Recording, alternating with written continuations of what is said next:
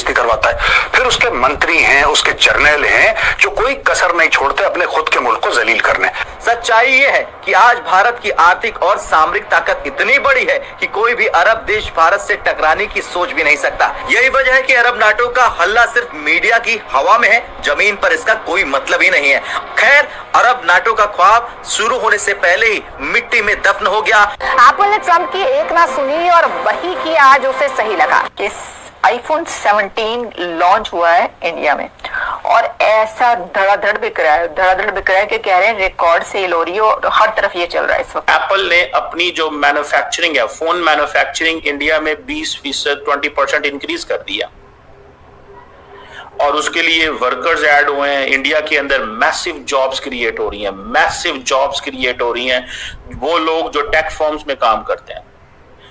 आप देखें कि जो फॉक्सकॉन की जो चेन्नई फैक्ट्री है, वहां पे संडेज को भी काम होता है, इतवार को भी काम होता है, दिन रात काम हो रहा है। यानी कि अगर भारत पाकिस्तान पर स्ट्राइक कर दे तो सऊदी, कतर, यूएई और बाकी अरब देश सब मिलकर भारत से लड़ने आ जाएंगे। लेकिन हकीकत जान लीजिए, हकीकत कुछ और ही है। और जब आप असली कहानी, असली खबर सुनेंगे तो आपको हंसी आ जाएगी। लेकिन अब एप्पल ने भारत में ऐसा कमाल करके दिखाया है जिससे डोनाल्ड ट्रंप को जोरदार झटका लगा है। मोबाइल एक्सपोर्ट में भारत ने चाइना को पीछे छोड़कर अमेरिकन मार्केट में largest exporter of mobile handset बन गया।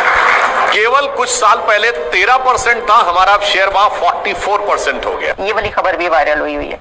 मुंबई में लाइनें लगी हुई हैं आईफोन आउटलेट्स के बाहर, लंबी सुबह से लेकर रात तक पता नहीं क्या चीज बिक रही है वहां पर। लोग सोच रहे हैं लेकिन वो आईफोन 17 बिक रहा है और लंबी लाइनें लगी हुई हैं और लोगों ने पता नहीं कितने कितने दिन, महीनों पहले से अपनी एडवांस बुकिंग करवाई हुई है।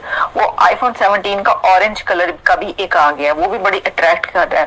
तो वो कह रहे हैं कि जी ये बड़ी कामयाबी है चाइना के सामने, खास तौर पे कि जी पाकिस्तान में कुछ मुट्ठीभर खानदान हैं जिन्होंने ये डील करी है सऊदी अरब के साथ। लेकिन मीटिंग शुरू होते ही फुटबॉल मैच जैसी लड़ाई शुरू हो जाती है। मिस्र यानी कि इजिप्ट ने प्रस्ताव पहला रखा कि सभी देश पैसा दे, फौज दे, हथियार दे और मिलकर एक अरब नाटो बनाए। लेकिन यूएई और कतर ने इस प्रस्ताव को तुरंत वीटो कर दिया। क्यों? क्योंकि ये प्रस्ताव मिस्र ने रखा था। कतर और सऊदी को डर था कि नाटो की कमान मिस्र के हाथ में चली जाएगी और कोई भी अरब देश ये बर्दाश्त नहीं कर सकता कि दूसरा देश नेता बन जाए। बस यहीं से खेला हो गया। बस फिर क्या था, मिस्र के राष्ट्रपति अब्दुल फतेह अल सीसी गुस्से में मीटिंग छोड़कर वहीं से निकल जाते हैं अपने देश। फिर अब वो सारी की सारी फैसिलिटीज इंडिया, हमें तो कुछ भी ना मिला क्योंकि हमारे लोगों का ध्यान ही नहीं है इन चीजों पे। We could not get anything and we don't want to get anything frankly speaking. हमें इन चीजों से गर्जी कोई नहीं है, कौन किधर क्या कर रहा है, कौन क्या है, मतलब हमारा ये इश्यू ही नहीं है फ्रैंकली स्पीकिंग, क्योंकि हमारे लोगों को परवाह ही नहीं है। हम वो बिजनेस चाहते ही नहीं है, हम कारोबार हमारी प्रायोरिटी नहीं है। और हम क्यों कारोबार की कोई अहमियत दें भाई, सीधी सी बात है। हम क्यों कारोबार को अहमियत दें? हमें जरूरत ही कोई नहीं है कारोबार करने की। कारोबार वो करते हैं जिन्होंने तरक्की करनी हो। इंडियंस देखें वो कारोबार कर रहे हैं ना, चाइनीज देखें कारोबार कर रहे हैं ना। वो फ्लाइट उड़ी हैं, 100 टन की कैपेसिटी थी एक फ्लाइट की, और आईफोन धड़ाधड़ इंडिया से उड़ रहे हैं। आईफोन धड़ाधड़ इंडिया से उड़ रहे हैं, धड़ाधड़। और वो जा किधर रहे हैं? अमेरिका।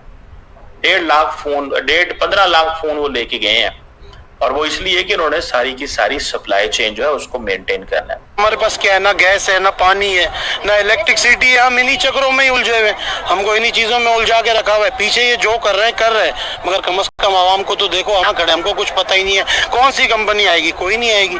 इंडिया को हम कह रहे हैं, इंडिया हम खाली वाघा बॉर्डर पे गार्ड ऊंची ऊंची टांगे उछाल लेते हैं।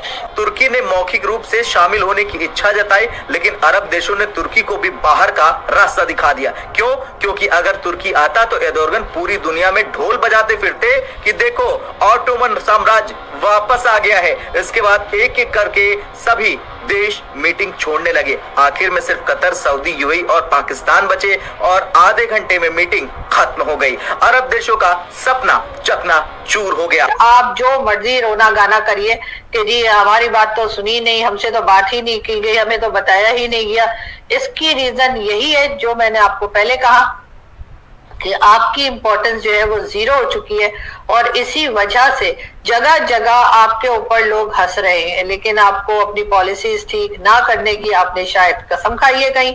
अब आते हैं अपने पड़ोसी मुल्क, जहां आतंकी बनते हैं, पलते हैं और भारत पर हमला करने आते हैं, लेकिन भारतीय सेना उन्हें नाको चने चबवा देती है। यानी कि हम बात कर रहे हैं पाकिस्तान की। जी हाँ, वही आतंकिस्तान पाकिस्तान तो खुशी से झूम रहा था। उसे लग रहा था कि अरब नाटो बन गया तो भारत पीओके लेने की नहीं सोचेगा, हिम्मत नहीं दिखाएगा। लेकिन हकीकत यह है कि सऊदी और पाकिस्तान के बीच जो डिफेंस एग्रीमेंट हुआ है वो सिर्फ कागजी ऑप्टिक्स है। असलियत में पाकिस्तान सऊदी का भाड़े का सिपाही है। इस वक्त इमरजेंसी लग गई हुई है टेक फॉर्म्स में। इंडिया इस वक्त अमेरिका की टेक फॉर्म्स की बैकबोन है, ये याद रखें। इंडिया बैकबोन साबित हुई है। तो इंडिया जो इंटरनेशनल, अब देखें बच गए हैं ना ये सारे।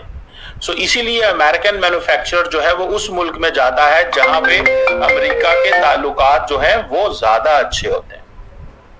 उस मुल्क में जाता है जहां पे अमेरिकन बिजनेसमैन उस मुल्क में जाते हैं जहां पे ताल्लुकात ज्यादा अच्छे होते हैं। आप बात समझ रहे हैं? इसको थोड़ा सा स्टडी करना होगा कि किस तरह उन्होंने अपनी सारी की सारी जो अप्रोच है वो लड़ा दी है। भारत इस वक्त एक जो आप कह सकते हैं सप्लाई चेन्स है, उसके लिए एक बहुत बड़ी मार्केट बन चुका है।